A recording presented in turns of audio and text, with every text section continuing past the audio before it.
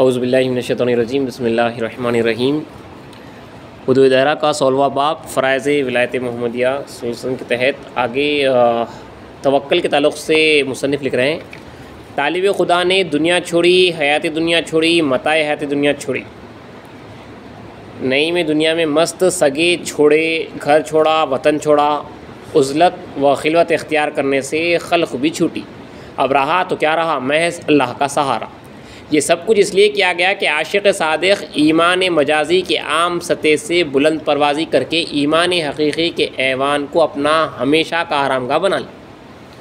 اب جو حقیقی ایمان حاصل کر لے، اب تک پوچھتا ہوں۔ چنانچہ اللہ تعالیٰ فرماتا ہے وَعَلَى اللَّهِ فَتَوَكَّلُوا إِن كُنتُم مُؤْمِنِينَ، اور تم مومن حقیقی ہو تو اللہ ہی پر توکل کرو، اللہ پر بھروسہ کرو۔ پھر فرماتا ہے سورہ آل عمران میں اور اللہ پر توکل کرو، یعنی اسی کو اپنا کارساز بناؤ اور اسی کا آسرا پکڑو۔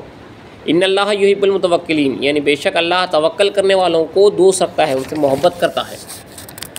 آگے لکھ رہے ہیں حضرت کہ ان دونوں آیتوں میں اللہ تعالیٰ نے توکل کے مقام محبت اور توکل کو مقام محبت اور مقام رویت بتلایا ہے۔ یہ بہت اچھا خاص نقطہ ہے۔ دیکھو، اگر تم مومن اللہ کو دیکھنے لگتا تو جو ہے اللہ پہ بھروسہ کرو، اور اللہ جو ہے توکل کرنے والوں سے محبت رکھتا ہے۔ تو حضرت لکھ رہے ہیں کہ ان دونوں آیتوں میں اللہ تعالیٰ نے توکل کو مقام محبت اور مقام رویت یعنی دیدار کا مقام بتلایا ہے، جو کہ عین مقصود طالب صادق ہے۔ امام الانام سیدنا مہدی علیہ السلام توکل کے عام مفہوم سے آگے بڑھ کر فرماتے ہیں روٹی پر توکل کرنا توکل نہیں ہے۔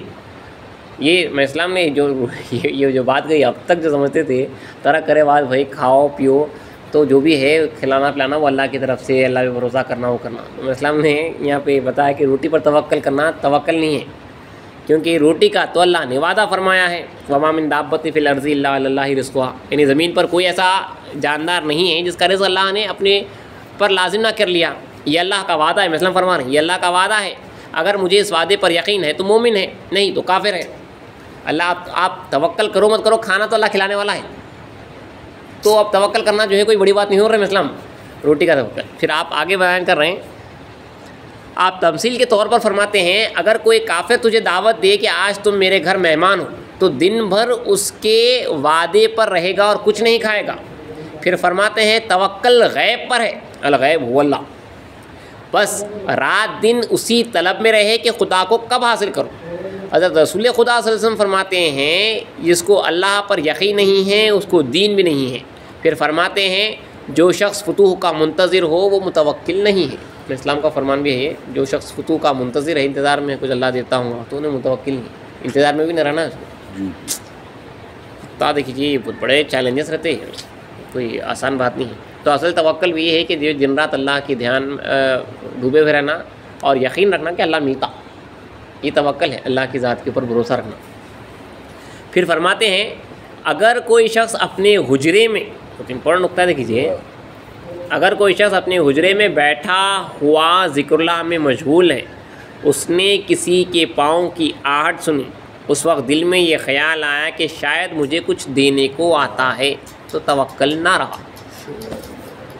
مانگنا کرنا تو دور کی بات ہے، یہ صورت سوال بھی نہیں ہے چلو بھائی، یہ ان کو اندر ہی خیال آیا، خالی صورت سوال بول تو سامنے ظاہر کر رہے ہیں چہرے سے، صرف خیال آیا کہ کچھ دیتا ہوں گا انہیں، تو اللہ معاف کرے توکل نہیں رہا اس کو کیوں رحم اسلام۔ ثانی امیر بندگی میں اسد خنمیر رضی اللہ عنہ فرماتے ہیں طالبان دنیا کے ساتھ میل جول رکھنا یہی روٹی ہے نہ کہ دین۔ دنیا داروں کے ساتھ جو دوستی رکھتے وہ اصل روٹی ہے، دین نہیں۔ بندگی میں شاہ نعمت مخراج بدت رضن کے حضور اگر کوئی شخص خبر لاتا کہ فلاں فقیر پر فاقے گزر رہے ہیں تو آپ اسے دھمکا کر فرماتے یہ کیا خبر ہے، کوئی بات خواب یا معاملے کی سناؤ، اچھا جو ہے معاملہ وغیرہ جو ہے کچھ سناؤ، کچھ رویت وغیرہ کی جو ہے باتیں کرو، فاقے کی بات چلا رہے ہیں۔ حضرت خلیفہ گرو رضی اللہ تعالیٰ عنہ آیت سورۃ طلاق کی خاص یہ آیت ہے وَمَن يَتَّقِ اللَّهَ يَجْعَل لَهُ مُخْرَجًا، یعنی میں آیت کا ترجمہ پڑھ دیتا ہوں کہ جو اللہ سے ڈرے اللہ اس کے لیے بنا دیتا ہے راستہ جہاں سے اللہ رزق عطا کرتا ہے، اس سے جہاں پہ گمان بھی نہ ہو۔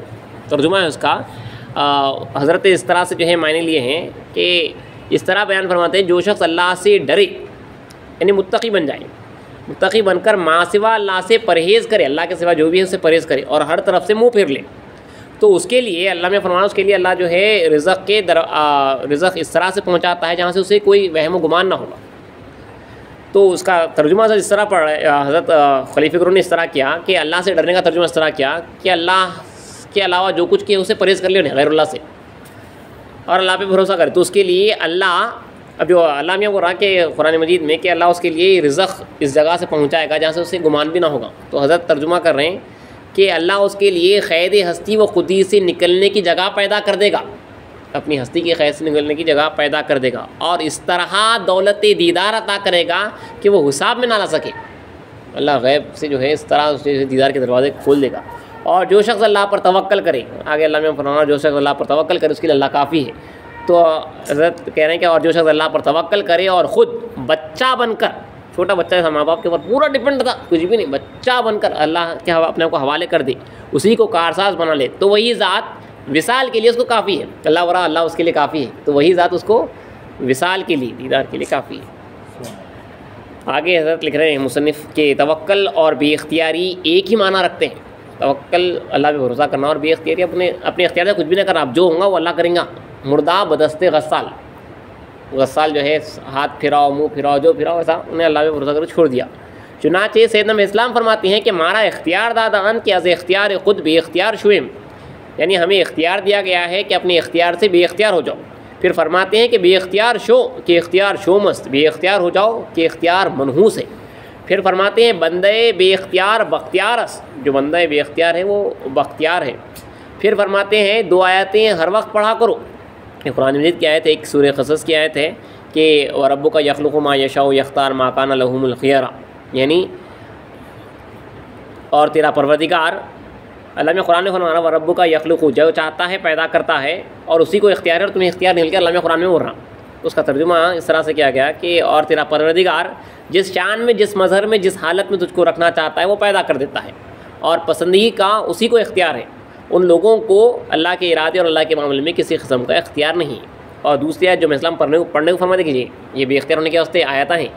ایک سورہ قصص کی جو ہے آیت ہے وَرَبُّكَ يَخْلُقُ مَا يَشَاءُ وَيَخْتَارُ مَا كَانَ لَهُمُ الْخِيَرَةُ، اور تیرا رب جو چاہتا ہے وہ آپ کی حالت پیدا کر دیتا ہے۔ بھائی اب جو سین پیدا ہوتے جا رہا ہے وہ اللہ کرتے آ رہا، تخلیق کرتے آ رہا، اور جو چاہتا ہے وہ کرتا ہے، اسی کو اختیار ہے، دوسروں کو اختیار نہیں ہے۔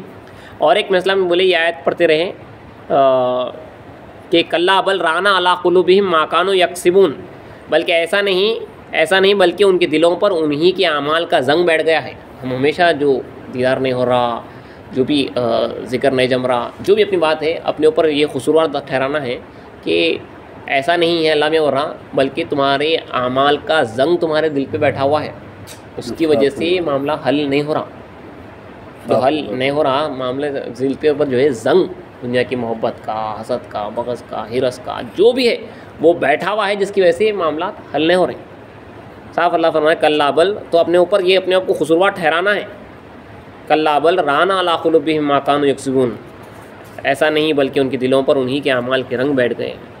اس کے فائدے میں حضرت لکھتے ہیں کہ سیدنا اسلام فرماتے ہیں ان دونوں آیتوں کو اپنی ذات پر صادق کر کے کہے کہ مجھے کچھ بھی اختیار نہیں ہے، پھر کہے میرے دل پر میرے ہی کرتوت سے زنگ چڑھ گیا ہے۔ حضرت بریکٹ میں لکھتے ہیں تفصیلی مضمون کے لیے ملاحظہ و شرح حدیث شریفہ میں تفصیلی اس کا لکھے ہیں حضرت۔ ایک دو واقعات کے ساتھ یہ عنوان ختم ہو رہا ہے توکل کا، کہ سیدنا اسلام کے دائرے میں دو بھائی، اس تعلق سے لکھا ہے کہ سیدنا اسلام کے دائرے میں دو جوان بھائی بڑے عالی ہمت تھے۔ ایک وقت دائرے میں بہت اضطرار تھا، فاقہ چل رہا تھا، اور بھائیوں کے پاس کپڑا نہ تھا۔ سیدنا اسلام کے دل میں خیال آیا جب خدا دے گا پہلے ان کو دوں گا۔ خدا نے دیا بھی مگر سبیت کے وقت بھول گئے۔ سیدنا اسلام کو فرمان خداوندی ہوا، امام اسلام نے دونوں کو بلا کر یہ کیفیت سنائی، وہ بہت خوش ہوئے اور کہنے لگے ہمارے لیے یہی اچھا ہے۔ آپ سوچو ہاں ہمارے لیے اللہ نے پھر بلا دیا وہاں پہ، اور تو اسلام بولے یہ جو بھی اللہ کا معاملہ ہے، اللہ کا فرمانا ہے، تو میں اسلام جو دونوں بھائیوں کو بلا کے بول دی، تو بولے ہم بس اللہ کی مرضی پہ راضی ہیں۔ پھر چند روز کے بعد، اب کپڑا نہیں ہونے کے بعد، پھر چند روز کے بعد اللہ نے کپڑا دیا، حکم خدا مندی ہوا ان دونوں کو بلا کر دو۔ یہاں پہ خاص موقع دیکھیے، امام اسلام دونوں کو بلا کر دینے لگے۔ انہوں نے کہا کہ ہم کو مت دو، اب نہ خود بول کے ورنہ، کیونکہ جو ہے وہی غربت کی حالت پہ ہم جو ہے اچھے ہیں، اللہ کو پسند نہ ہے۔ تو اسلام فرماتے ہیں کہ خدا کے حکم کو تسلیم ہو جاؤ، اس کے آگے حکم کی جو ہے تسلیم ہو جاؤ، اس وقت خدا کو وہ تمہارا حال پسند آیا اور اس وقت بخشش سے خوش ہے، بس اس کی مشیت کے تابع ہو جاؤ. مطلب وہ غربت کی حالت میں پسند کرا تو وہاں رہو، اب تمہارا دیا تو تم جس حالت میں رہو. تو اپنے اختیار سے غربت کی حالت میں بھی نہیں جانا ہے، بے اختیار ہو جانا ہے پورا مکمل.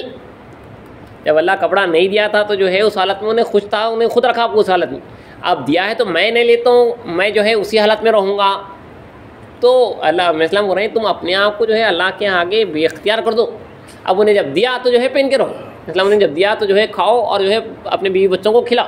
پھر نہیں دیا تو اللہ کی ذات پہ بھروسہ کر کے بیٹھو. مطلب اپنی اختیار کو کچھ بھی مطلب ہو گیا اور بیچ میں. آگے مصنف لکھیں گے سچ ہے طالب خدا کے لیے ہر حالت میں بے اختیاری اور تسلیمی بہتر ہے، اللہ کی مرضی پہ راضی رہنا. آگے لکھتے ہیں کہ بندگی میں شاید دلاوت فرماتے ہیں اگر 3 دن کا کھانا موجود ہو تو خود نہ کھائیں، بیوی بچوں مہمانوں اور سواری کو کھلائیں، کیونکہ وہ جانتے ہی نہیں توکل کیا ہے. اگر آپ کے تھوڑا کھانا اگر زیادہ ہے تو جو ہے آپ بیوی بچوں کو جو ہے ان لوگوں کو مہمانوں کو کھلا ڈالو، کیونکہ ان لوگوں کو جو ہے توکل نہیں معلوم ہے، بچوں کو ان لوگوں کو توکل نہیں معلوم ہے، اور خود جو ہے اللہ کی ذات پہ بھروسہ کرو. تھوڑا سا کھانا ہے تو جو ہے پہلے ان لوگوں کو جو ہے کھلا دیا جائے اور آپ اللہ کی ذات پہ بھروسہ کریں. آگے ذکر کثیر ذکر دعا کے تعلق سے انشاءاللہ اگلے شیز میں پڑھا جائے.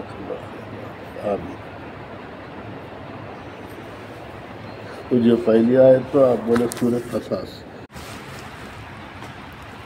یہ جو 2 آیتیں آپ کے سامنے پڑھی گئی تھیں، جو اسلام کا حکم ہے پڑھنے کو جب تک دولت دیدار سے محروم ہیں. ایک تو جو ہے بے اختیار ہونے کے واسطے، ایک منٹ،